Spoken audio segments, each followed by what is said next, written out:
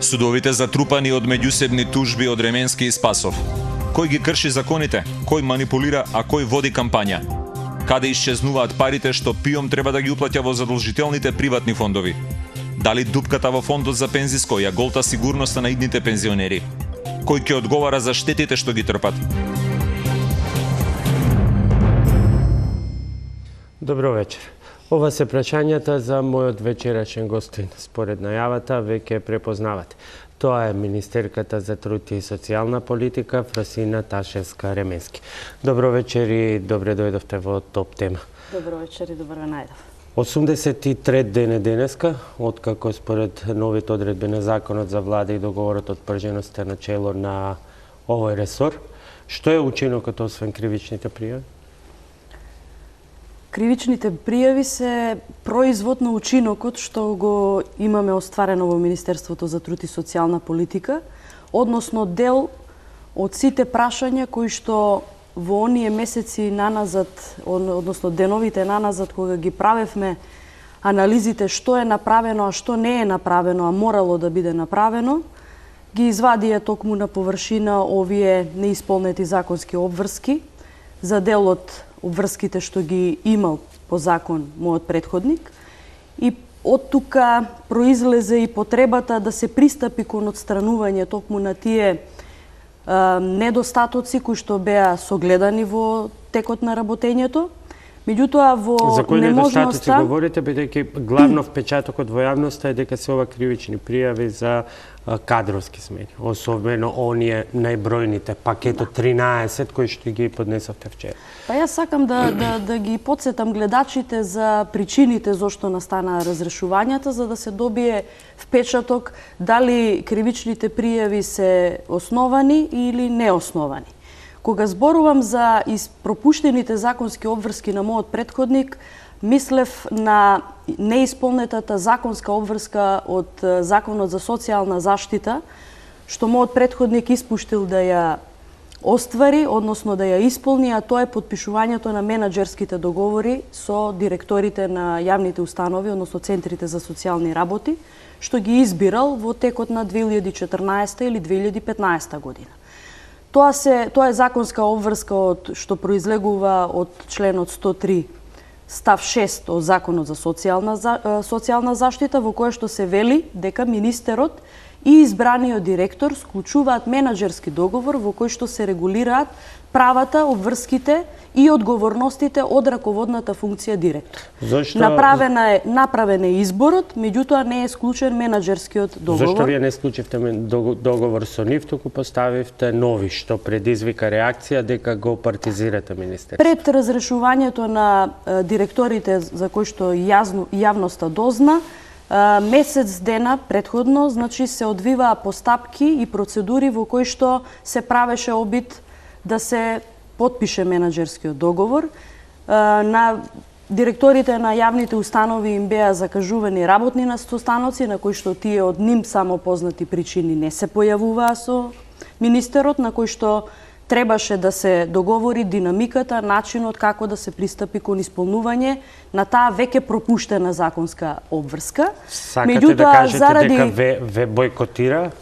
Сакам да кажам дека постојат основани сомневања дека партиската координација што е правена во текот на тој период додека се договараше средбата и состанокот со министерот токму за ова прашање профункционирала и била доминантна во делот на одлучувањето дали ќе се пристапи кон исполнување на законската обврска или ќе се послуша партиската одлука да не се покаже послушност или соработка со министерот за труд и социјална политика. Кој управува со министерството, Фросина Ременски или Деме Спасов? Па јас мислам ВМРО ДПМН управува во овој дел на центрите за социјални работи по однос на овој дел на координацијата на сега веќе разрешените директори. Значи, воспоставувањето на контролата над работењето на центрите за социјални работи не значи воспоставување на партиска контрола од една за сметка на друга партија. Напротив, јас сметам дека воспоставувањето на контролата треба да се однесува исклучиво на исполнувањето на законските обврски на директорите. Во овој дел тие не си ја исполнија законската обврска, на понудените менаџерски договори не ги потпишаа И од тука и моја одговорност е дали ќе дозволам незаконито работење на директори на јавни установи. Во овој случај тие избраа да не ја исполнат законската обврска и да се здобие основот за разрешување на директорите и поставување на ВД директори кои што ќе обезбедат законито функционирање на институциите. И сега кој раководи таму? По одлуката на Управниот суд, вашето толкување е дека ситуацијата останува статус-кво, дополнителниот заменик министер праќа нова наредба да се вратат старите директори. Слушнавме, влезено е и во полициската евиденција дури и инцидент во Берово. Значи, решенијата за времена мерка од Управниот суд ние ги добивме во 2 дена, значи редоследно, и тие се однесуваат на 2 точки во диспозитивот на решението, односно се укажува дека тужбата од тужителот се усвојува и влегува во судска постапка за управен спор. Меѓутоа се забранува на министерот за труд и социјална политика да презема понатамошни правни действија во делот на постапување по решенијата за разрешување и за назначување на ВД. Меѓутоа, судот испушта клучни моменти во при донесување на самите решенија за времени мерки, без при тоа да зема основни факти и состојби кои што се веќе настанати и се извршни. ВД директорите во Централниот регистар на Република Македонија се запишани како овластени лица и тие раководат со јавните установи. И од тука секое преземање на правно дејство, во овој случај забрането со решението за времена мерка, значи постапување на министерот по однос на решенијата. Меѓутоа, Управниот суд воопшто не ги зема клучните моменти кои што ние ги искористивме како елементи во поднесувањето на жалбата пред Висшиот управен суд, а тоа е да се прогласи за ненадлежен за одлучување за овие прашања, кои што се предмет на тужбата и времената мерка. Понатаму да се произнесе како ненадлежен не само во однос на надлежноста да решава за прашања од работен однос, туку и да решава за прашања кои што влегуваат во доменот на Државната изборна комисија, а тоа е да одлучува кои финансиски, кадрови и правни прашања се прашања од организација на избори. Меѓутоа, направена е и суштинска повреда на правото на тужениот, во овој случај на министерот за труд и социјална политика, затоа што се случува еден апсурд во македонското судство, а тоа е фактот што на 20 јануари, оној вакуум до преземање на должноста, односно давањето на заклетвата во собранието, се донесени сите времени решенија, а апсурдот произлегува од фактот што после донесените решенија за времена мерка до тужениот, во овој случај министерот за труд и социјална политика, се бара во рок од 3 дена, повторно спротивно на роковите во Законот за управните спорови, да се одговори на тужбата. Значи, на веќе донесени решенија се бара одговор од тужениот да даде свое видување на предлозите за времени мерки. Во тој случај сакам да кажам дека судот воопшто не ги зел во предвид ниту фактичката состојба, ниту пак аргументите кои што одат во прилог на докажување на прашањата дали тоа е прашање за правата на дополнителниот заменик министер од Законот за влада или пак прашањата на директорите не се во надлежност на самиот управен суд. Многу правни јазли, нејасноти. Меѓутоа, наспроти тоа стојат фактите. Реков на почетокот, 83 дена откако ја презедовте функцијата. Ако одиме според одлуката која што сега е валидна за распишување на изборите, вие имате полмандат уште 21 ден. Потоа, со распишувањето на изборите, практично владата е техничка, фокусирана исклучиво на изборите. Според сето ова се чини дека вам нема да ви биде доволен и еден мандат со министер од 4 години, со министерот Спасов да ги расчистите сите меѓусебни кривични пријави. Вие имате кон него едно 5-16. тој има кон него 3, да, овие 13 се поединечни, тој има кривична кон вас за лажно пријавување, кривична за именување на Мицкоски во заводот и има уште една кривична за несовесно работење. Ако по оваа логика ги анализираме нештата, јас би рекла дека после владењето на ВМРО ДПМН, не само после владењето на Диме Спасов во Министерството за труд и социјална политика, нема да ни треба уште 4 години мандат. Туку ќе ни требаат уште 10 години да ги коригираме штетите што се направени на штета на граѓаните. Кога зборуваме за рачистување на сите нерегуларности во Министерството за труд и социјална политика, има повеќе работи на ум. Ние досега не слушнавме ништо поопипливо, освен оние 6000 барања тргнати настрана на кои што не се оставени. Напротив, слушаме само меѓусебни кавги и расправи. И вие дури вечерва признавте дека во извесен дел центрите за социјални работи кои што се предпоставуваше дека се едно од извориштата на изборна корупција и заради кое што вие баравте контрола на Министерството за труд и социјална политика, се уште се под контрола на ВМРО ДПМН. Зошто не се запрашате зошто директорите не сакаат да ги подпишат менаџерските договори? Јас ве прашувам вас, бидејќи вашата интенција на преземање на ова министерство беа токму тие инструменти за изборна корупција. Реторичкото прашање си го поставувам и за гледачите, меѓутоа и за вас како водител, а и за мене како министер кој што одговара на прашањето. А тоа е зошто менаџерските договори не биле подпишани досега.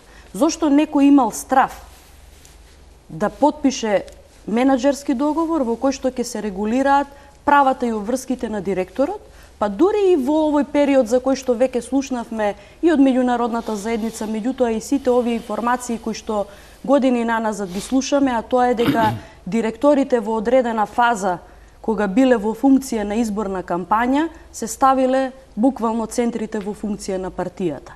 Затоа, кога го отвараме прашањето за неподпишување на менаџерските договори и покрај законската обврска, мислам дека прашањето треба да се постави на другата страна.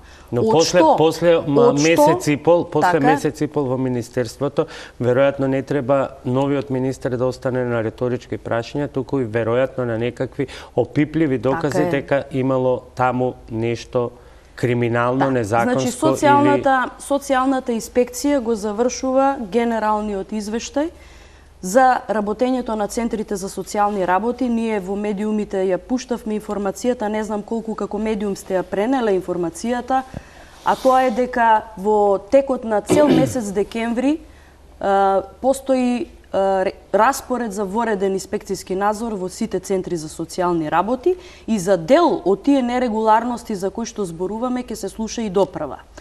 Во делот на давањето или основот за давање на еднократна парична помош, во делот на ажурноста во одговарање во законски утврдените рокови од страна на центрите за социјални работи, во делот на одлучувањето кој ќе добие, кој нема да добие право на социјална помош и така натаму. Значи, откривме многу прашања кои што се опипливи, откривме злоупотреба и во делот на доделување на еднократната парична помош, во делот на динамиката на доделување на еднократната парична помош, која најизразена е за време на избори. Меѓутоа, откривме и несовесно работење на дел од одговорните во центрите за социјални работи. Јас не сакам сега генерализирам, иако ќе излеземе многу поконкретно за кои центри зборуваме. Меѓутоа, тоа е генералниот впечаток скоро за сите центри за социјални работи, а тоа е дека во многу од постапките за одлучување за правата на граѓаните не ја согледале реалната фактичка состојба, туку напротив одлучувале по некакви други критериуми. Одлучувале по други критериуми и за тоа кој ќе биде корисник на правото на народна кујна, односно кој ќе се храни во народните кујни, како се избирани економските оператори за народните кујни. Зборуваме за многу прашања кои што допираат реална потреба на граѓаните да ја дознаат вистината. Но зборуваме и за проблеми кои што се обидуваме да ги решаваме во делот на сите заостанати прашања кои што не биле решени во Министерството. На самиот почеток, првата кривична пријава кон Диме Спасов беше за непостапување во законски утврдениот рок по жалби. Се тие 5600 барања. 5600 лица во периодот 2014-2015 изгубиле право на социјална помош. Меѓутоа, дел од тие се обжалени. Зборуваме за тие што се обжалени, а за кои што не е решавано во втор степен во управна постапка, односно Диме Спасов, кој што бил единствено надлежен по закон да донесува решенија по жалби, не одлучувал, односно со самото негово непостапување повеќе од 1400 граѓани останале без правото да поведат управен спор и да го докажат правото на користење на парична помош. Управната инспекција влезе во Министерството за труд и социјална политика и констатираше дека не 1400, туку 1778 предмети не биле решени во законски утврдениот рок, во кој што граѓаните со добивањето на одговорот за жалба ќе имаат исто така право да поведат управен спор, па дури и во судската постапка да докажат дека бесправно им била одземена социјалната сега возвратниот помош. одговор на ова е Фросина Ременски ги блокира проектите за нови градинки, го блокира превозот за социјалната помош во и за осигурувањето, осигурувањето и така натаму, и до каде ќе оди сето тоа. Како денеска функционира министерството? Вие имате некаков контакт со Спасов, освен што си разменувате соопштенија и кривични пријави? Во контекст на осигурувањето ќе го спомнам, бидејќи се бомбастични наслови одеа во провладините портали платени од народни пари, вели е загрозена безбедноста на вработените во Министерството затоа што министерот не избрал и не склучил договор за осигурување со фирма. Се заинтересирав за динамиката, кога сме ја почнале, како сме ја почнале, кога била почната јавната набавка за обезбедување на компанија за осигурување на стварите и вработените во Министерството и од 2011 година наваму. И таа постапка почнала многу покасно од она што требала да почне оваа година. Значи, обврската за отварање на јавната набавка за осигурување за 2016 е пропуштена обврска на оној што обвинува дека овој министер не ја започнал навреме, туку напротив, тој бил должен и обврзан постапката да ја почне во септември месец, не ја почнал. Но, ова внатрешна истрага по прашањето кој е одговорен за осигурувањето, не доведе до податокот дека во 2014 година истите вработени и ствари во Министерството за труд и социјална политика не биле осигурани 11 месеци. Предпоставувам не заради грешката на овој министер, туку за оној што обвинува за наводна негрижа.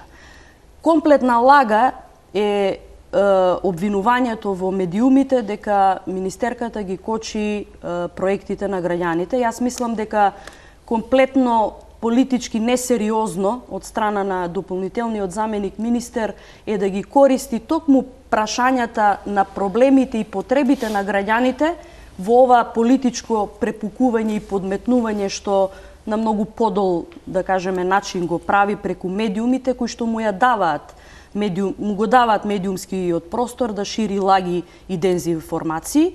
Нека излезе со еден податок во овој дел на обвинување, јас сум спремна да одговорам, затоа со индигнација ги отфрлам сите обвинувања во медиуми што одат во контекст на обвинувања дека министерот ги кочел изградбата на градинките, грижата за инвалидизираните лица и така натаму, затоа што сите факти одат спротивно на ова за кое што зборувам, туку одат токму во прилог на ова што го зборувам, дека прашањата кои што се чувствителни за граѓаните, а тоа се децата, грижата за децата, грижата за старите, грижата за инвалидизираните лица, се најзлоупотребуваните прашања кои што преку политичка манипулација и пропаганда сакат да се стават на товар на овој министер кој што се обидува во овие 83 дена да ги коригира сите пропусти на мојот претходник, кој што не само што го оставил хаосот во Министерството,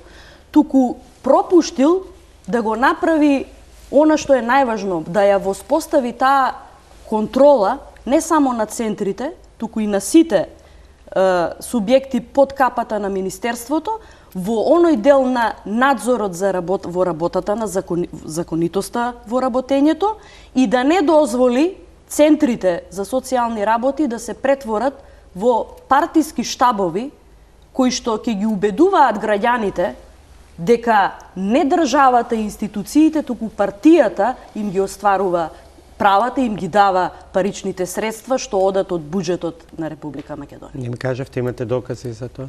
Да. Кога ќе ги објавите?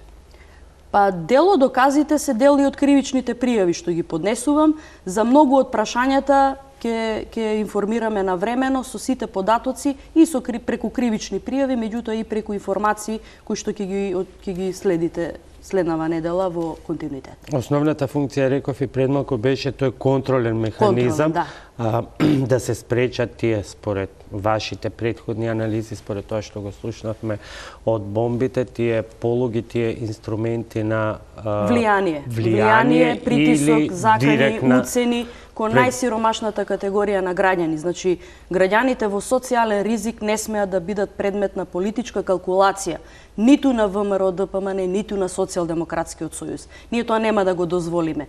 Идејата не е да се тргнат едните, а да дојдат другите. Напротив, идејата е тргањето на притисокот од едните да не значи притисок и од другите, туку напротив, ние да им ја гарантираме слободата на граѓаните, да им ја обезбедиме заштитата и да ги ослободиме од секаков притисок од овие центри, од службените лица, независно од која институција доаѓаат, да ги користат институционалните механизми и својата позиција за да влијат на некакви други одлуки на граѓаните кои што не се поврзани со нивните барања и права кон Министерството за труд и социјална политика. Можете ли да гарантирате дека тоа нема да се случува, повторува како на предходните изборни циклуси, ако се уште немате целосна контрола над сите сегменти, сите сфери во Министерството? Јас верувам дека до распуштањето на парламентот, за кој што не верувам дека ќе се случи во февруари месец,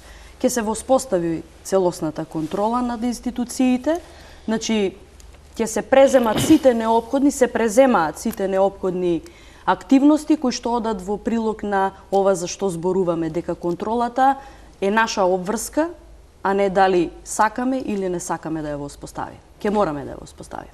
Дали вработувањето на делот личните советници кои ви припаѓаат, како и именувањето на Љупча Кец-Мицковски е грешка и законски пропуст, како што ве обвинуваат?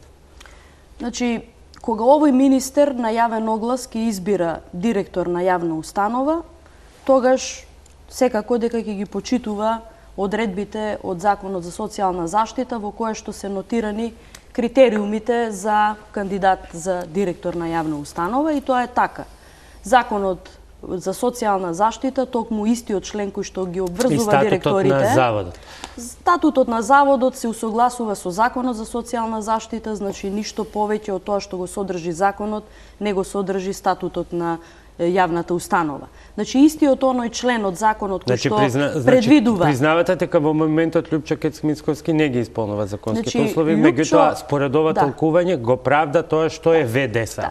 Директорот на Заводот за рехабилитација на деца и младинци е долгогодишен вработен во Заводот и единствен услов кој што имал обврска да го почитува овој министер при изборот на ВД, вршител на должност, директор на јавната установа, е да биде од редот на вработените во јавната установа.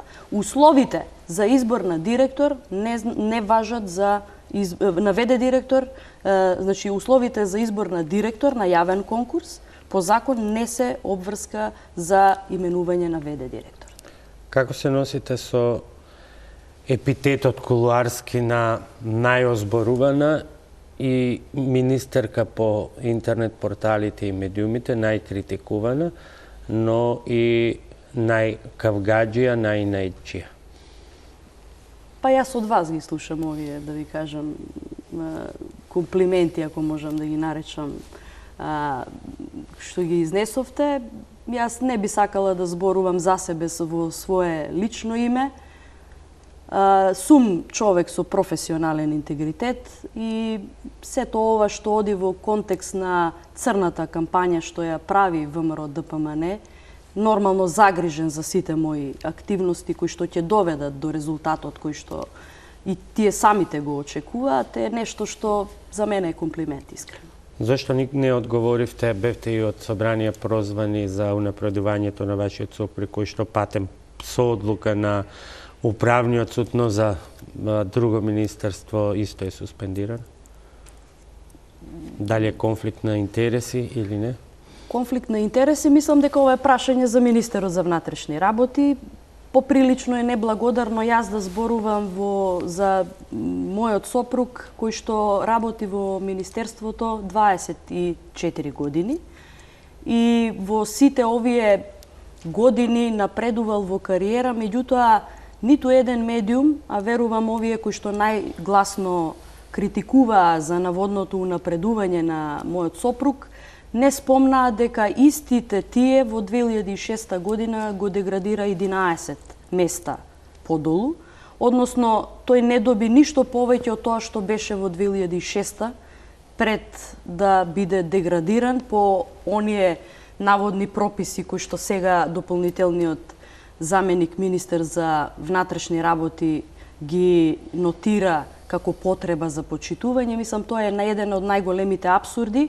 Кога зборувам за сопругот, зборувам не само за него, туку и за голем број на професионалци во полицијата кои што сиве овие години наназад беа ставени вон функција на она за што се школувале, се работеле и се вложиле во Министерството за внатрешни работи, меѓутоа очигледен е приоритетот што го имаат послушниците во институциите, така што секое поместување на професионалец на повисоко место од кое што може навистина да прави надзор на законитоста во работењето на останатите, за оваа власт и за оние кои што сметаат дека треба да продолжат понатаму да владеат како што владееле, е опасност.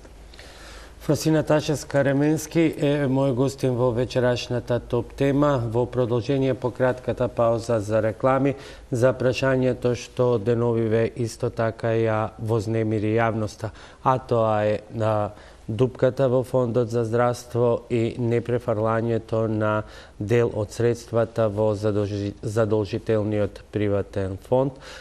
Долгот е исплатен, но и со стартот на новата година се појави нов. Кој е одговорен, кој ги јаде или краде нашите пари, е прашањето во продолжение по паузата за реклами. Останете со нас.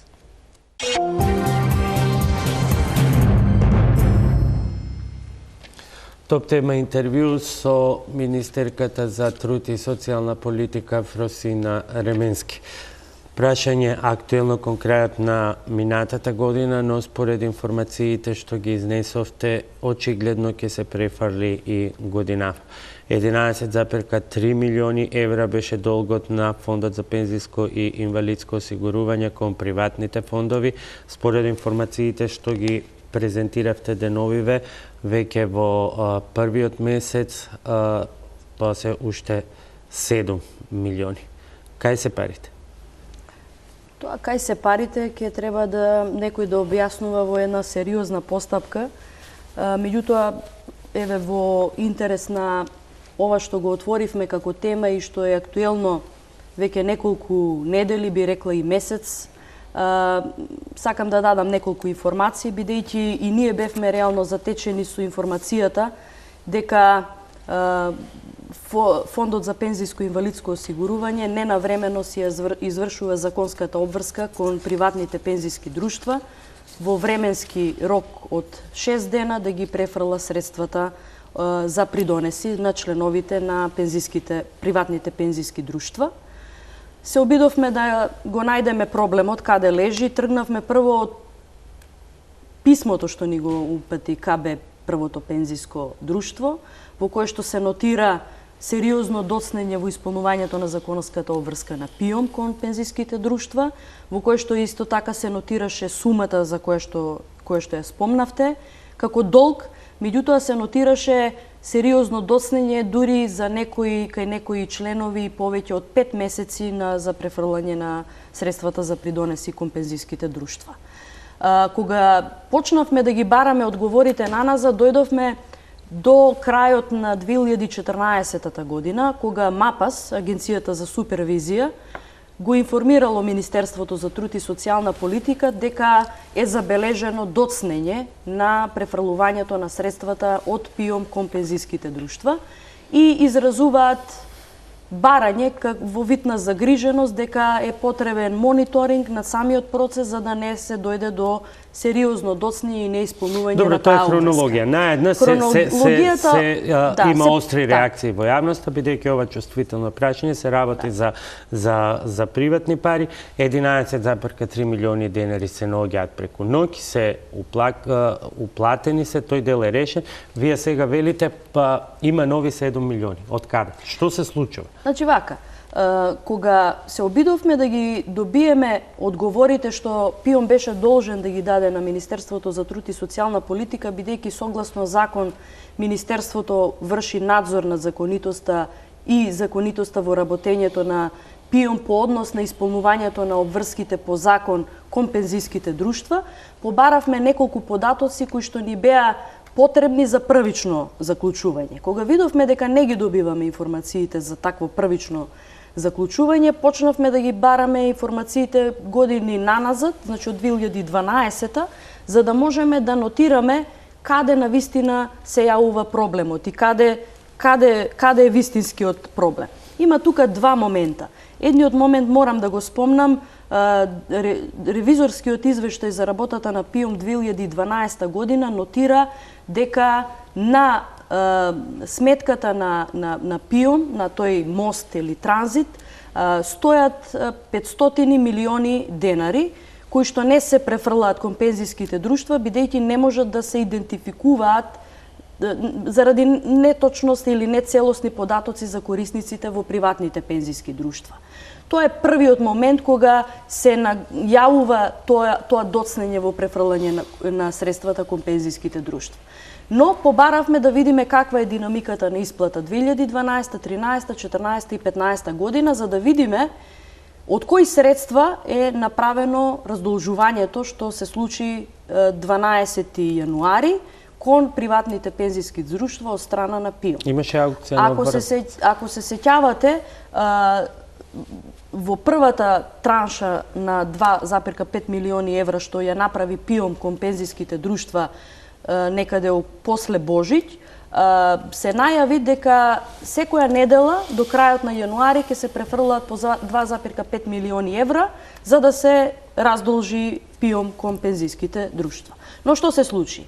Се случи дека останатите 9 милиони кои што беа заостана се најдоа преку ноќ и се уплати. Од каде? Вие знаете од каде? Значи, еве ќе ви кажам во конкретни цифри.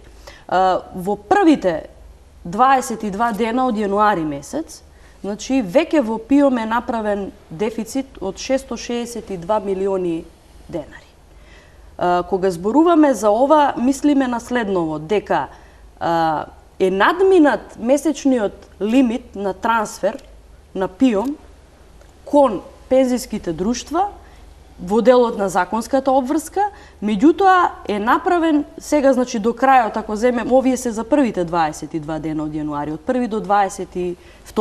Меѓутоа, ако земеме да ги пресметаме сите средства што се излезени од ПИОМ до крајот на јануари, 31, ќе дојдеме до цифра дека близу милиарда денари, 1 милиарда денари, се веќе дефицит во буџетот на ПИОМ од оние 53 милиарди 412 милиони денари што ги има на располагање за цела година. Прво, од каде преку ноќ се најдоа тие 11,3 милиони за да се пополни таа дупка тогаш, а второто прашање е како се појавува оваа дупка. Дали вие како министер кој врши контрола на работата на фондот, знаете од кај се тие пари? Или дали знае дополнителниот заменик министер Кире Наумов, или сте повторно игнорирани и тргнати на страна без увид во тоа што се случува со државната каса? Кога почнав да објаснувам хронолошки, дојдовме до моментот на надзорот. Министерот за труд и социјална политика согласно закон направи комисија која што требаше да направи увид во сите овие прашања кои што сега ги отвараме.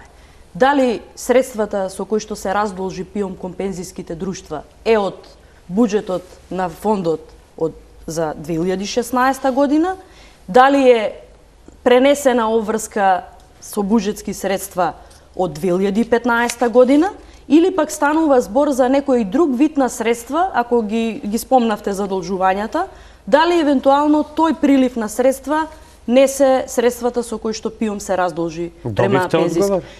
Ние бевме во 2 наврати попречени во надзорот по неколкуте прашања кои што ги баравме како одговор од ПИОМ.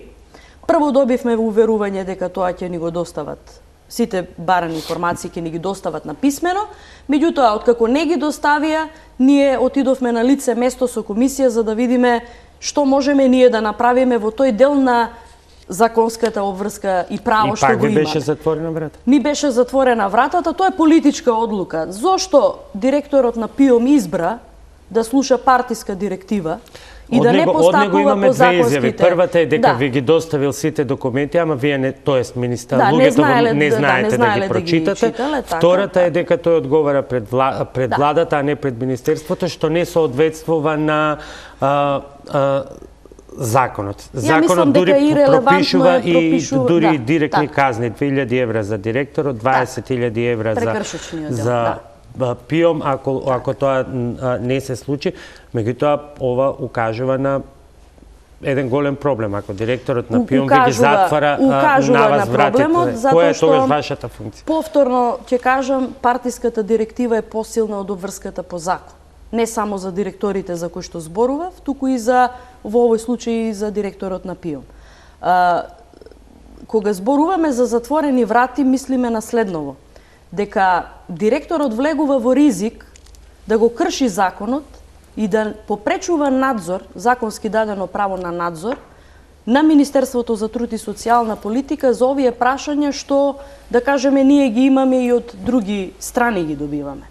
Меѓутоа, одговорноста на директорот не може да се исклучи. Дополнително, го задолживме нашиот представник во од Министерството за труд и социјална политика, што воедно е и член на управен одбор и председател на управниот одбор во втор мандат на ПИОМ, да го постави ова прашање на дневен ред на управниот одбор и од тука да произлезат одговорите кои што се должни да ни ги достават и до владата и до министерството, меѓутоа и должни се да го задолжат директорот да постапи согласно закон. Има ефект? Добивме информација дека состанокот на управниот одбор за оваа точка е закажан за 9 февруари во 9 часот и дека за ова прашање ќе се дискутира на управниот одбор. Меѓутоа, јас се сомневам дека од седницата на управен одбор ќе произлезе нешто поразлично од тоа што досега го гледавме како однесување на надлежните во ПИОМ. Рековте дека ќе го поставите ова вчера на влада, се разговараше? Јас денеска доставив информација до влада во која што ги образложив сите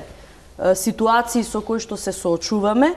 Дополнително ја правиме финансиската анализа за работењето на ПИОМ неколку години наназад и ќе го искористиме законското право да побараме во периодот што следи и друг вид на одговорност за директорот. Не го доведувам во прашање дека нема да го отвориме ова што ни стои како можност за прекршочна кривична е во делот на попречување на надзорот, инаку прекршочната е во делот на ова обврска неисполнета што има обврска ПИОМ да ја прави. Така што ќе видиме сега дали предсметаниот ризик и партиската директива ќе биде посилна од законската обврска.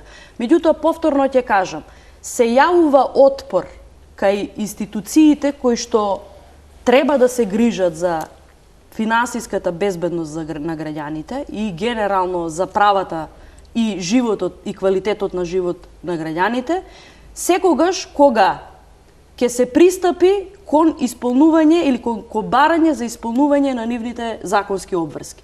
Тоа се случи и со директорите, тоа се случува секогаш кога ќе се побара постапување согласно закон или пак ќе се побара исполнување на обврски што произлегуваат од законот.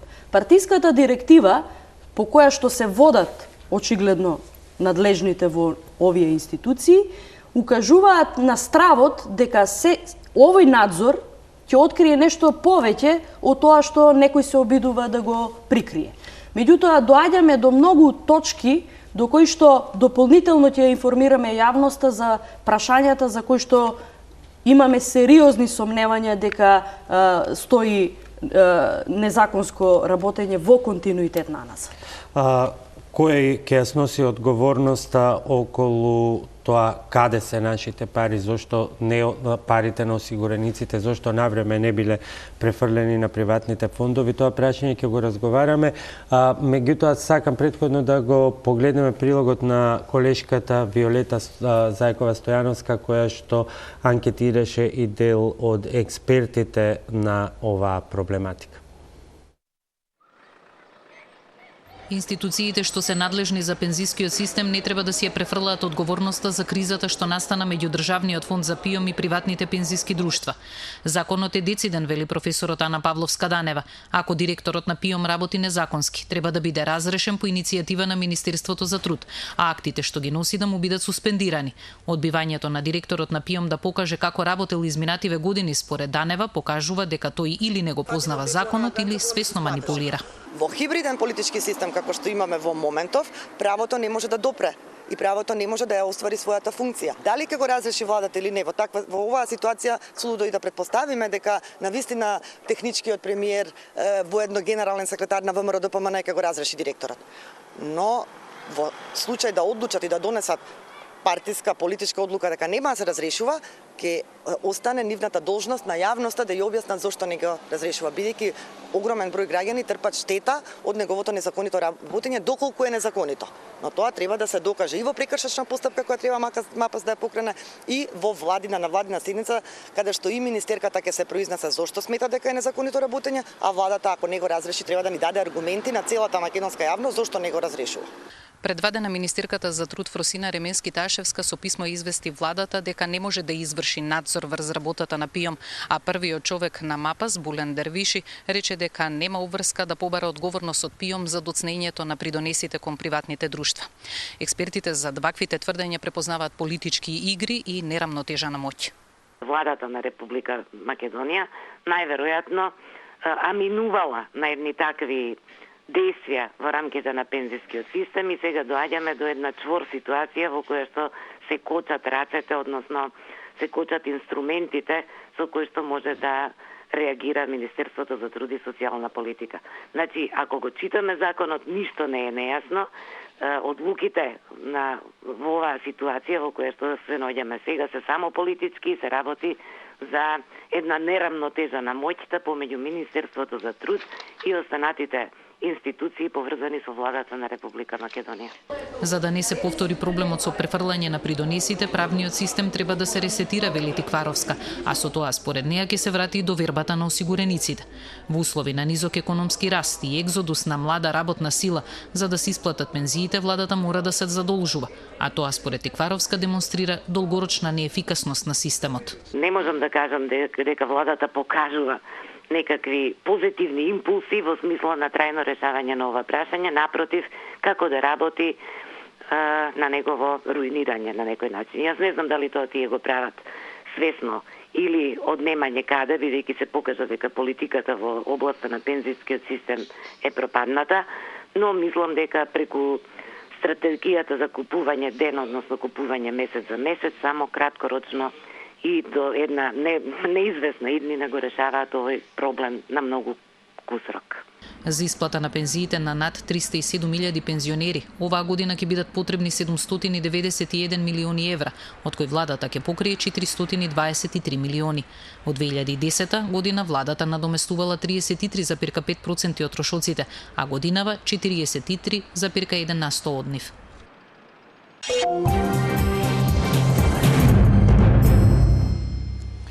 Тоа беше обидот на колешката Виолета Зајкова Стојановска да го најде одговорот на прашањето кој е одговорен за штетите што ги трпат идните пензионери, бидејќи се работи за пари на идните пензионери.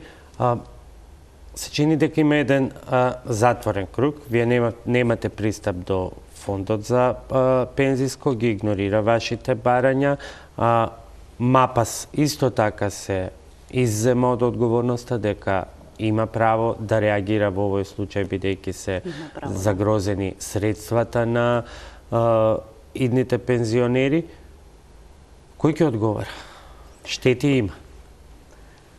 Штетите, бидејќи зборуваме за членови на приватните пензиски друштва, веќе тие во медиумите најавуваат некакви индивидуални постапки за тужби кон Фондот за пензиско и инвалидско осигурување и тие повторно ќе бидат на штетата на Фондот за пензиско и инвалидско осигурување. Во овој случај, во таа постапка, кога би се докажало дека членовите на приватните пензиски друштва трпеле штета од овие средства кои што во тој долг период додека не им биле префрлени на нивните сметки во пензиските друштва можеле да бидат оплодувани или инвестирани, во тој случај секако дека штетата би паднала на трошок на Фондот за пензиско и инвалидско осигурување и оттука и таа заложба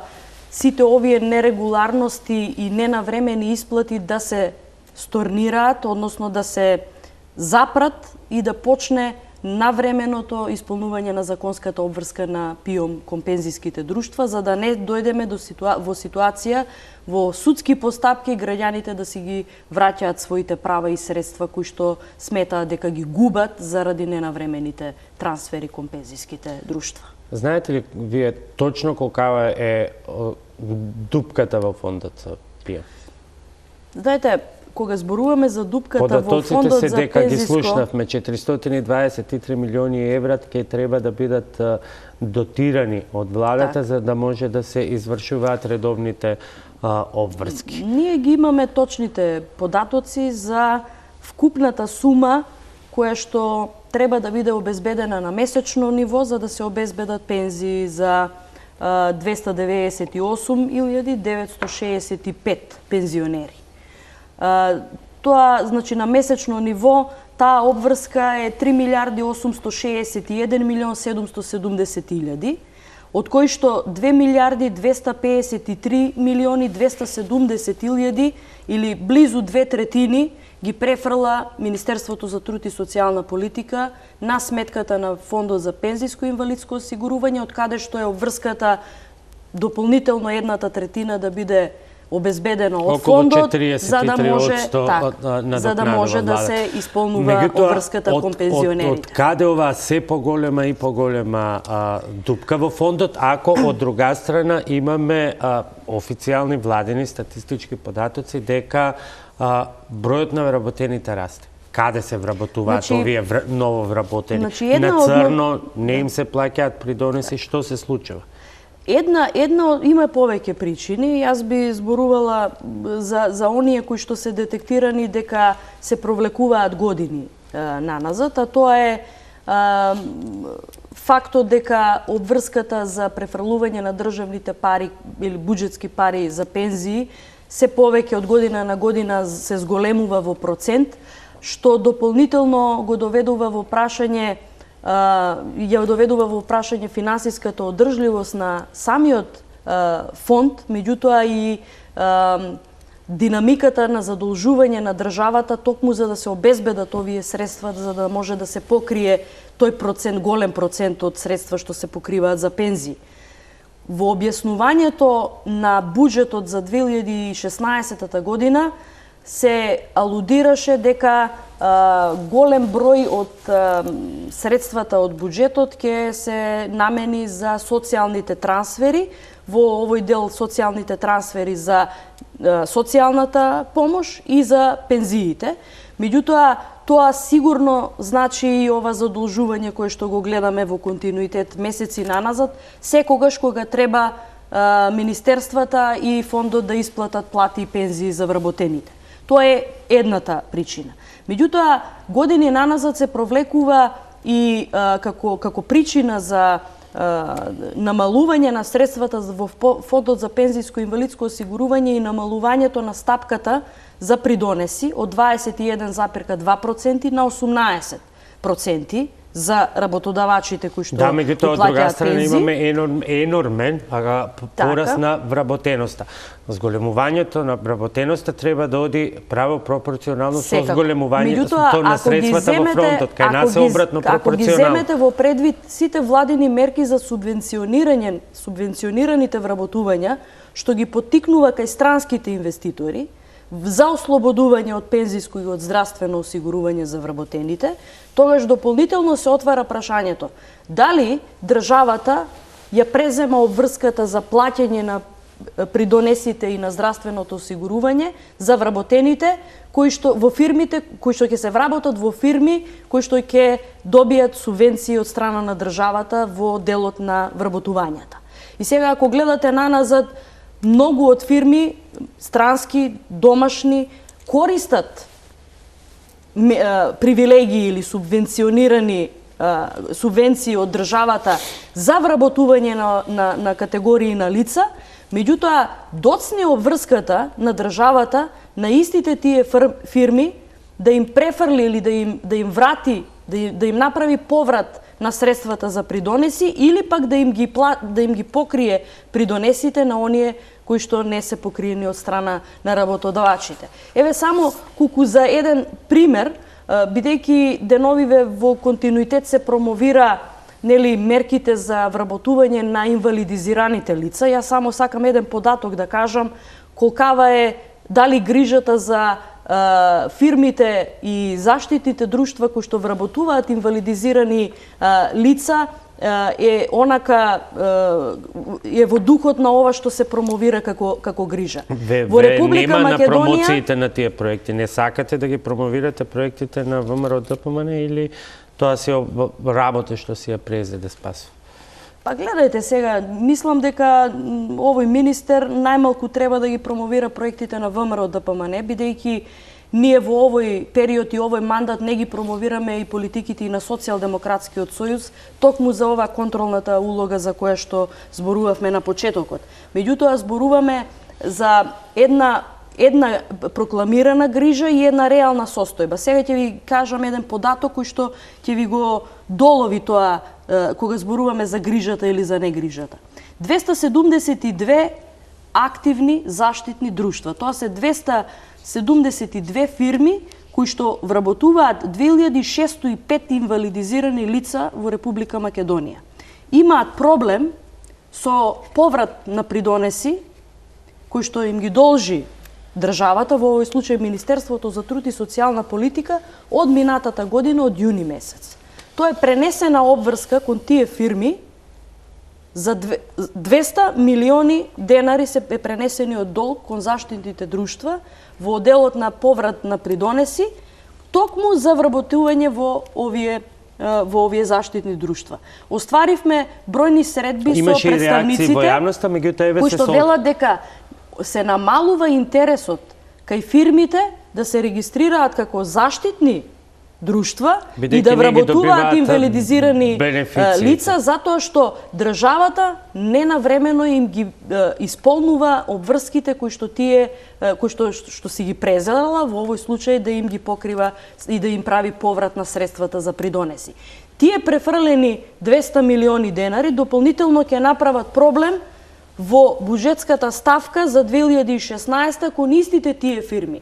Значи, пренесувањето на долговите од една во друга фискална година нас не ги продлабочува. Дека вие веќе буџетот потрошен. Не е потрошен во сите ставки, меѓутоа зборуваме за пренесени обврски за октомври, ноември со буџетски средства од јануари 2016 година, што секако влие на потрошувачката, односно на трошењето на средствата од буџетот за првиот квартал во Министерството за труд и социјална политика.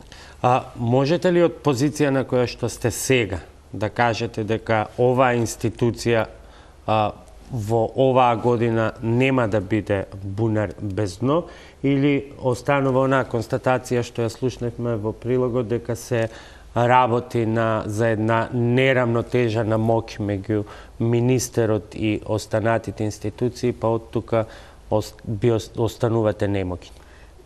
Не би рекла дека остануваме немоćни, се додека трајат обидите да ги добиеме одговорите и да ја извадиме на површина одговорноста на сите оние кои што се одлучија наместо законот да ја слушаат партијата, нема да отстапиме од напорот. Но секако дека има неравномерност или неравноправност на силите, во овој случај од едната страна ги имате контролните механизми кои што треба да ги примените, од другата страна ја имате партиската директива и блокада, која што не оди на штета на политичката агенда на Социјалдемократскиот сојуз, туку оди конкретно на штета на граѓаните и нивните права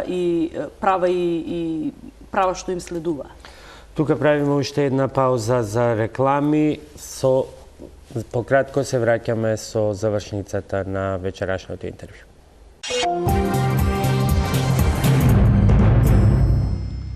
Повторно сме назад со мојата вечерашна гостинка, министерката за труд и социјална политика Фросина Ременски. Буџетот бунар без дно. Во досегашнава работа, како што рековте, се соочувате со луѓе кои што наместо закон ја почитуваат партијата, се соочувате со партиски блокади и партиски диригирани обструкции. Се наметнува прашањето, она од почетокот, што правите како министер со толку обструкции? Значи, имајќи ја предвид, пак ќе ве вратам на функцијата и целта со која што го презедовте министерство. Кога зборуваме за одделување на државата од партијата, сега веќе тоа го гледаме и во конкретни примери. И кога зборуваме за потребата токму да се оддели државата од партијата, мислиме и на потребата партиските директиви да не бидат водилка и принцип во работењето на сите вработени во Министерството за труд и социјална политика и генерално во сите министерства. Не зборувам само од позиција на министер за труд и социјална политика, туку за обврска токму во овој период да го направиме обидот да ја воспоставиме контролата во министерствата, меѓутоа и сите овие случувања за кои што дискутиравме до сега покажуваат дека токму државата и партијата во изминативе години биле едно. И тоа веќе се рефлектира и вечерва јас не слушнав од вас, например, злоупотребени се 5 милиони денари или 5 милиони евра. Злоупотребени, дадена е незаконска социјална помош на 1200 луѓе. Дека можеби 500, 110, 5, 1 или тројца добиле незаконски еднократна помош. Дали за вас не е податок, ако ви кажам дека од 2203 граѓани кои што се лица во социјален ризик во Република Македонија, Министерството за труд и социјална политика, односно центрите за социјални работи, побаруваат во просек 12.100 денари. Или побаруваат повеќе од 23 милиони денари. Значи, за каква социјална држава зборуваме, кога поради ретроактивна примена на подзаконски акт, донесен од мојот претходник, повеќе од 2000 лица изгубиле право на социјална парична помош, заради погрешна примена на законот, изгубиле право на социјална парична помош, станува збор за најранливата категорија на граѓани и дополнително, не само што го изгубиле правото и не добиле средства за социјална помош во 2015 година, туку мораат да ги вратат средствата во буџетот за да може да го остварат повторно правото на социјална парична помош. Тоа е еден податок кој што од позиција на министер за труд и социјална политика, меѓутоа и од позиција на обичен граѓанин на Република Македонија е несватливо. Ако зборуваме дека сме социјална држава по устав и грижата и солидарноста со социјално најранливата категорија на граѓани треба да ни биде приоритет. А тоа го правиме, создаваме ситуација која што ја оштетува токму таа категорија на граѓани само заради ретроактивна примена на подзаконски акт, тогаш јас не знам што очекуваме за друго по-бомбастично да збориме, ако не зборуваме за оваа категорија, барем од оваа позиција. Инаку можеме да зборуваме и за индивидуални злоупотреби, кои што ги спомнав, трошењето на средствата од центрите, од јавните установи за делење на еднократна парична помош на луѓе на кои што не им следува. Ке има ли такви бројки, пак ќе ве прашам, бидејќи за сега се сведува на генерални констатации, теоретизирање на концептот за социјална држава кој што би требало да функционира во пракса, меѓутоа суштината е дека и конечното прашање е дали Фросина Ременски како министер за труд и социјална политика може да гарантира дека такви состојби повеќе нема да има ако директорите не соработуваат со неа, ако директор на фонд и затвара врата, ако вработените повеќе слушаат, како што самата тврдите, а веројатно тоа сте го искусиле, партиски директиви, отколку законски обврски и институционална хиерархија. А зошто мислите дека е толкавата врева во управниот суд по однос на времените мерки, ако не обидот да се задржи партиската директива? Обидот на овој министер да ја отргне партиската директива во работењето на директорите на центрите за социјални работи и да се регулираат нивните права и обврски по закон и да работат согласно законот, да ги ослободат граѓаните од било какви притисоци за време на избори, се третира на начин на кој што се третира и од страна на партијата, меѓутоа и од страна на судовите, кои што дополнително покажуваат дека не го читаат словото на законот, току одлучуваат по некои други критериуми. Зборуваме за податоци. Ако сакате да зборуваме за цифри, ние можеме уште 3 емисии да зборуваме за цифри. Еве еден податок. Скопскиот центар за социјална работа побарува од 757 граѓани корисници на социјална помош што веќе изгубиле право на социјална помош, 15 милиони 870 645 денари по пат на спогодба. Да им се социјалците да вратат пари во буџетот. Ако државата стана сиромашна за парите од корисниците на социјална помош, тогаш тоа зборува за сликата и финансиската состојба во Република Македонија. Ако од тие што највеќе им е потребна помош од државата очекува само Скопје 15 милиони денари, тогаш да не зборуваме колкав е финансискиот проблем во Република Македонија за да профункционира системот и вистинската грижа за граѓани. Ке го чекаме извештајот кој што го најавивте за идната недела, веројатно и со многу поконкретни показатели за злоупотреби кои што сте ги констатирале. За крај, иако како Социјалдемократски сојуз инсистирате на промена на датумот за избори, дали доколку изборите се одржат на 24 април, а собранието се распушти на 24 февруари, ќе останете на функција или? Социјалдемократскиот сојуз на највисоките органи и тела на партијата ги донесе политичките одлуки по однос на ставот на Социјалдемократскиот сојуз да не учествува на избори доколку изборите се одржат на 24 април, онака како што сака власт. Ние не сакавме да бидеме причина за неисполнување на договорот од Пржино, затоа што договорот од Пржино и овој период во кој што функционираме и во оваква преодна позиција на технички премиер за организација на избори, технички министер, технички дополнителен заменик министер, значи така натаму и така натаму, Не сме ставени само на тест ние, политичарите, како во нашата политичка зрелост. Туку ставени се на тест и институциите. Ставени се на тест сите граѓани на Република Македонија, исправени се пред, би кажала, едно референдумско прашање за каква Македонија ќе одлучат.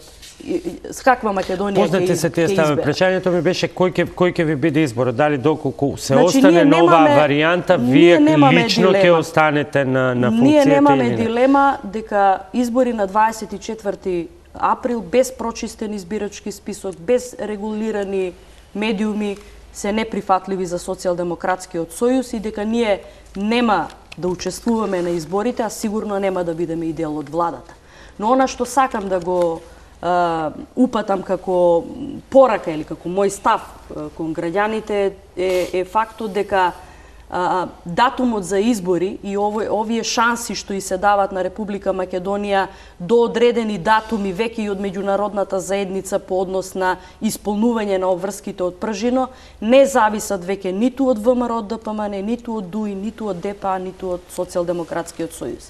Државната изборна комисија како независна институција која што презема чекори за подготовка на кредибилен избирачки список што ќе биде гаранција и основа за демократски избори е таа што треба да се изнесе и произнесе за тоа дали избирачкиот список ќе биде готов, па дури ВМРО ДПМН да сака да оди на 24 Тоа е веќе голема дебата, нова дебата, така, бидејќи сепак имаме одложна одлука за самораспуштање на собранието која што значи секое барање на СДСМ предпоставува и нови преговори за измеја. Одложена победа на Социјалдемократскиот сојуз на изборите.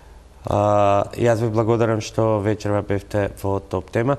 Почитувани, тоа беше интервјуто со министерката за труд и социјална политика Фросина Ременски. Останете и понатаму со програмата на Телма, а утре во топ тема со вас е Александар Чомовски.